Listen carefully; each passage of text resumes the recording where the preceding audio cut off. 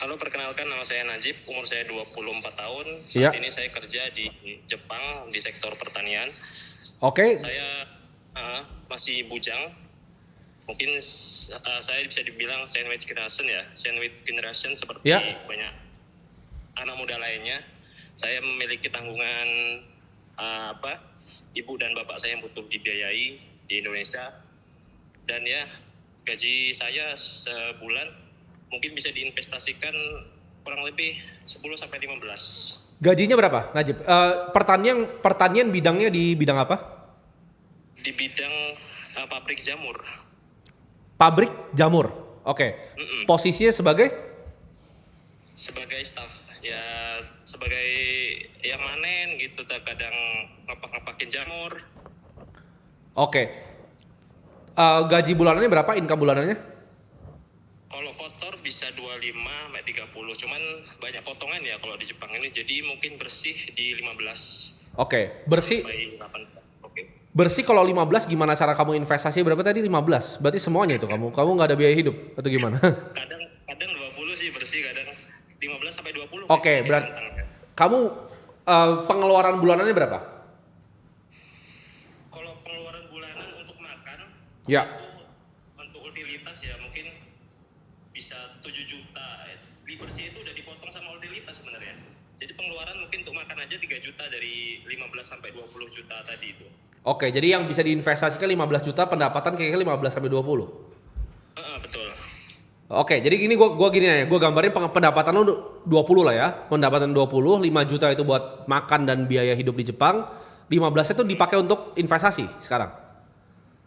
Untuk awal, karena saya baru ya di Jepang ini baru 3 bulan. Jadi Ya. gaji pertama saya itu 90% saya tembak langsung di Bitcoin waktu itu kan. Cuman saya DCA ya setiap bulan. Oke. Jadi, Oke. Kamu udah punya tabungan di bank belum? untuk saat ini tabungan belum, mungkin uang pegangan aja sih. Oke. Jadi ini ada suatu konsep sebenarnya ya. Jadi Yes. bro, yang kita sebenarnya ini konsep yang pernah gue bikin sekitar 5 tahun lalu, namanya tangga ternak uang. Jadi mungkin gue akan refresh dulu sedikit ya konsep di sini. Pertama adalah saran gue, lu punya at least 10 juta nggak di bank? Rupiah ya, gue ngomong bukan Jepang ya. Rupiah nggak ada bro. Sama sekali nggak ada 10 juta. Damn. Paling nggak ada. Nah ini tangga pertamanya udah ngawur nih ya. Jadi ini teman-teman makanya kita mau benahin nih awal-awal. Dan kamu sandwich generation sekarang. Betul. Kamu dengan kerja di Jepang ini kamu harus nanti menghidupi kedua orang tua kamu yang ada di Indonesia, betul? Betul. Mereka butuh berapa biayanya per bulan untuk kamu kirim? Saya kirim biasanya 5-7, kemarin 7 terakhir. Nah itu gimana tuh? Jadi 5-7 tuh dari mana tuh duitnya? Karena kata kamu pendapatan kamu 20, bisa invest 15. Mungkin ada sedikit revisi ya. Iya, nah coba yang benar. Bersih, cuman belum dipotong sama buat biaya orang tua tadi. Oke, jadi pendapatan bersih yang kamu bisa investasikan atau kasih ke orang tua 15 juta. Betul. Oke. Dapat. Oke. Step satu. Ini sebelum kamu bantu orang tua dan lain-lain. Gue ngerti ya bro ya sandwich generation karena gue Ya. juga sandwich generation. Dulu sebelum gue kaya gue juga biayain kedua orang tua gue. Setuju. Nggak kedua, salah satu. Tapi gue punya adik juga dan gue punya kakak. Sebelum bantu orang lain itu bantu diri sendiri dulu ya. Jadi ibarat lu di pesawat, bro. Yes. Lu jangan kan itu dikasih tahu tuh di pesawat kalau misalnya kenapa-napa lu pakai masker dulu baru kasih ke orang lain. Pay yourself first ya. Iya, keuangan ini sama bro. Jadi lu itu harus pakai masker lu dulu baru pakai masker yang lain ya. Jadi masker lu itu apa? Lu harus punya at least 10 juta di tabungan. 10 juta di tabungan. Itu paling basic. Yes. Sebelum lu mulai ke manapun, sebelum lu mulai ke investasi ini kalau lu dengerin gua by bulan depan harus udah ada dong. 5 juta lu bisa kasih ke orang tua, 10 juta udah ada di tabungan. Harusnya di bulan depan kelar nih. Ya. Oke. Kedua, pertanyaan gua, lu posisi lu punya liabilitas, punya hutang atau enggak? Untuk saat ini aman bro, nggak ada. 0. Enggak ada liabilitas. Mungkin kalau kredit gitu gimana ya? Selain rumah, kartu kredit kan bisa lu bayar sambil jalan kan? Rumah dan lain-lain? Nggak ada. 0 ya? Nggak ada. Beban hutang dari orang tua? Nggak ada. Wah ini udah mantap nih. Oke, betul. Saya nggak ada.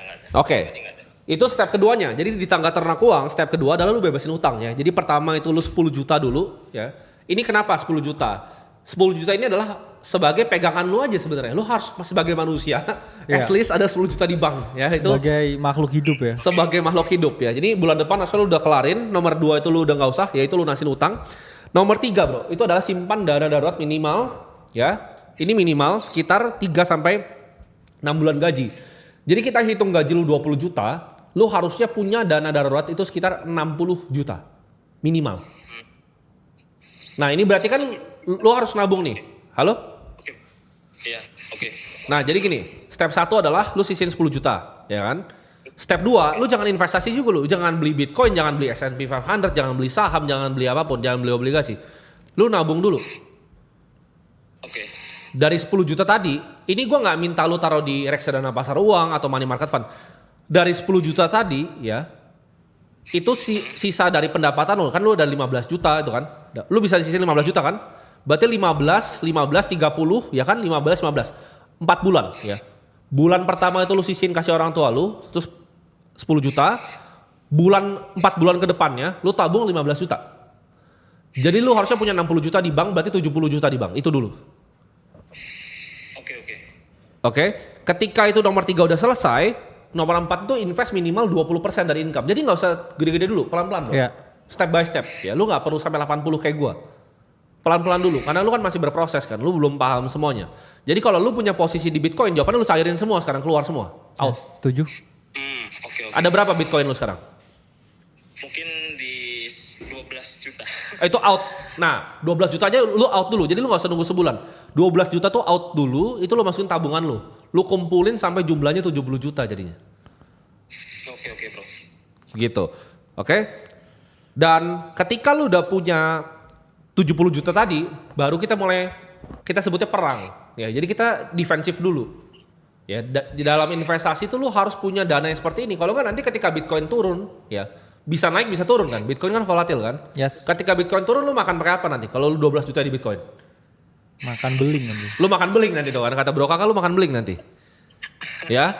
Jadi jangan sampai makan beling. Orang yang coba memprediksi lu berharapnya oke 200 ribu nih. Itu cuma jadi 20 juta. Iya. Hidup lu gak berubah. Hidup lu gak berubah. Tapi kalau sampai turun, Lu hidup di berabe. jalan. Lu hidup di jalan. Oke. Namanya itu bet asimetris jelek gitu Iya. namanya tuh. Nah kebalik tuh risk to rewardnya ya. Oke, bro. Iya. Oke. Masih ada pertanyaan di benak gua nih. Boleh. Tujuan saya nabung Bitcoin itu kan sebenarnya untuk jangka panjang gitu kan. Ya. Jadi dulu sempat nonton video Bro Timothy terkait video membahas tentang kalau umur kita istilahnya pembahasan mana itu ya yang cara buat kita cepat untuk meraih Ya. financial freedom itu Betul. dengan cara nembak 80%-nya di Betul. Bitcoin. Betul. Dulu pernah nonton video itu kan, tapi dari situ saya berasumsi secara Itu video tentang apa? Tentang investasi atau bukan? tentang alokasi pendapatan dan yang mana ya bro? Nah, ini salahnya nih. Itu kan video yang gue coret-coret itu video tentang investasi. Investasi itu tangga ke berapa? Itu tangga keempat. Yang keempat. Simpan buat nyerang itu tangga keempat. Lu belum beresin 10 juta nggak ada di rekening. Lu belum beresin dana darurat 3 sampai 6 bulan. Kalau lu sampai amit-amit diapa-apain, ya. Apa yang terjadi? Kalau lu dipecat deh. Lu mau ngapain? Tinggal di jalan? Lu punya tiket pulang aja nggak? Anggap ya, worst case dunia ini paling jelek ya. Lu dipecat nih, terus Bitcoin turun setengah. Lu ngapain? Kayak Bro Kakak bilang tadi, makan beling di pinggir jalan lu. Ya, jadi jangan ngawur nih. Tangganya ini nggak boleh dibolak-balik nih. Dan makanya gue di sini pengen sambil ngedukasi teman-teman. Tapi kira-kira gue udah dapat gambarannya. Nanti gue tutup teleponnya ya. Nanti kita akan ada kesempatan untuk telepon lagi di lain hal dan kita akan bahas. Oke? Thank you. Oke bro. Oke, makasih bro. Nah teman-teman, ini teman-teman bisa belajar. Nanti kita akan ada, tenang sesinya nggak cuma ini teleponnya. Ada beberapa bro ya. Benar. Teman-teman yang kita bisa telepon. Tapi dari sini kan kita dapat jadi gambaran nih bro. Gimana menurut lu orang yang dia aja pendapatan sama pengeluaran tuh masih belum jelas loh. Bener. Dia nggak tahu maksudnya itu Posnya pendapatan. nggak jelas. Bukan Ya. jumlahnya jadi nggak tahu. Bener. Jadi memang Azim ya namanya tadi. Najib kayaknya. Oke. Bukan Najib Bukele tapi. Bukan Najib Oke. Bukele. Nah, jadi Najib ini menerapkan yang namanya strategi keuangan yang ekstrim menurut saya. Ya. Karena beliau ini satu ya, dia memiliki mindset bahwa 80-90% uang itu untuk investasi, berharap uangnya double dalam waktu cepat, tapi dia tidak memiliki yang dana darurat. Betul. Padahal untuk kita ngomongin budgeting keuangan bulanan, itu ada banyak sekali strategi bro. Sebenarnya 50-30 ya, 20% untuk investasi, 30% untuk keinginan, 50% untuk kebutuhan. Tapi kita bisa skip ya, jadi frugal living, dan juga kita mungkin pay yourself first ya. Jadi semua yang harus dibayar dulu lah. Misalkan ada tanggungan ya, tadi nggak dijelasin tinggalnya itu di mana. Iya. Jadi misalkan dia harus bayar biaya sewa, biaya belanja makan atau orang tua dulu. Nah baru sisanya kalau ada duit sisa, itu nggak masalah kita investasikan ke instrumen investasi apapun. Betul. Jadi harus tetap punya dana darurat ya. Iya. Tapi itu tadi nggak ada dana darurat jadi ya berat. Itu kayaknya sebelum kan itu ada tangga bro. Kan gue tuh jadi ini tangga yang gue bikin ya teman-teman dari 2020 ya. Ini gue harus gue train makanya dicontek sama influencer bro.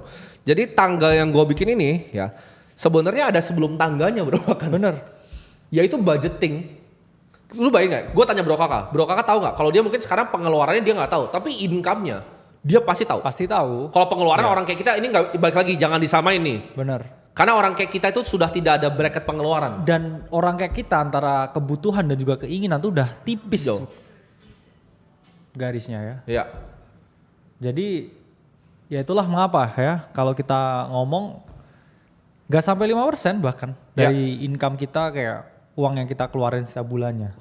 Gak nyampe 1% kayaknya bro. Iya, jadi itulah mengapa teman-teman sangat penting, sangat perlu untuk mengelola uangnya. Dan sandwich generation itu memang suatu situasi, suatu kondisi yang mana lumrah di negara-negara Asia bro. Iya. Karena satu ya, bonding antara kita dengan keluarga, kalau kita orang Asia, itu sangat dekat sekali. Negara timur gak sih tempatnya ya? Dan data di Indonesia menunjukkan bro, dari 10 orang, itu 7 orang itu masih membiayai orang tuanya.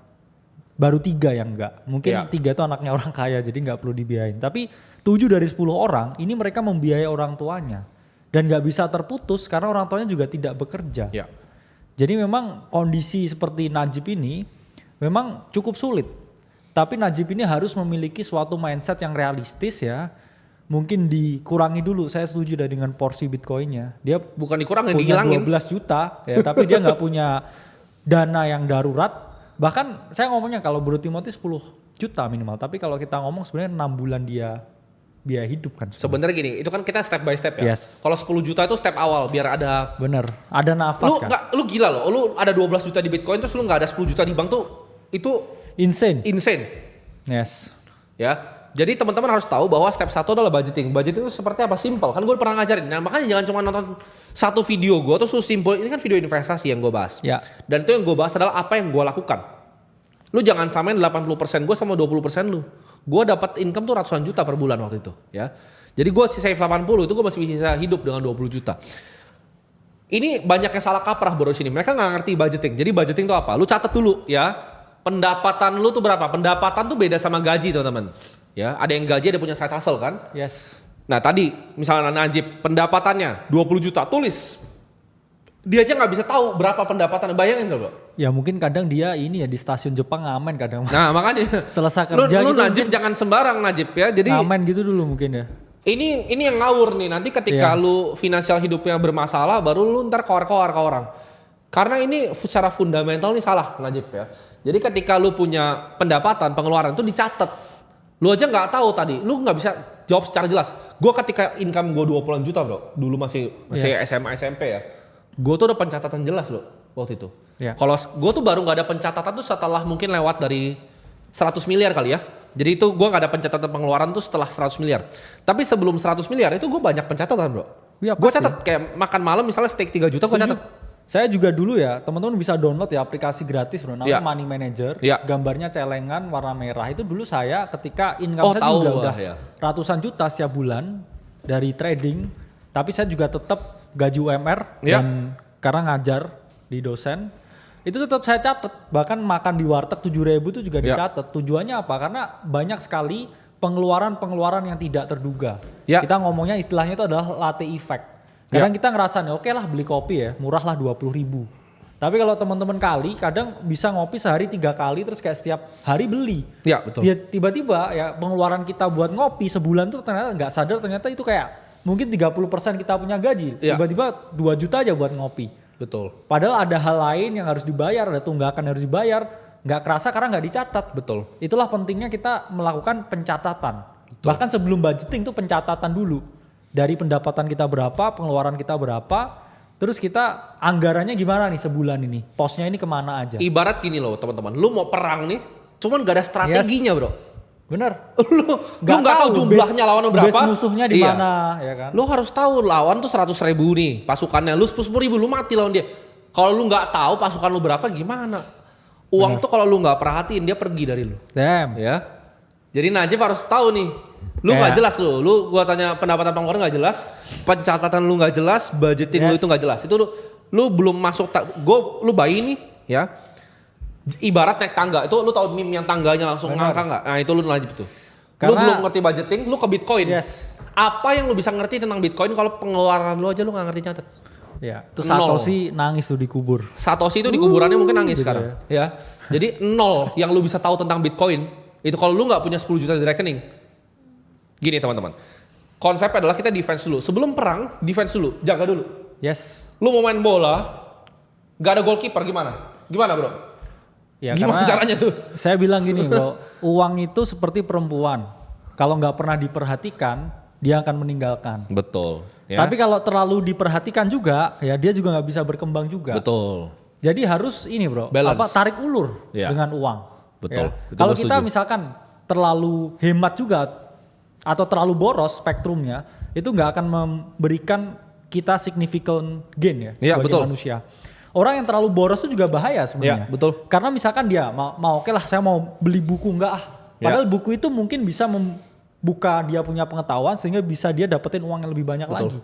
Tapi kalau terlalu boros ya latte effect, beli kopi ya 80.000 gitu. Ya, bahaya. Bahaya dia.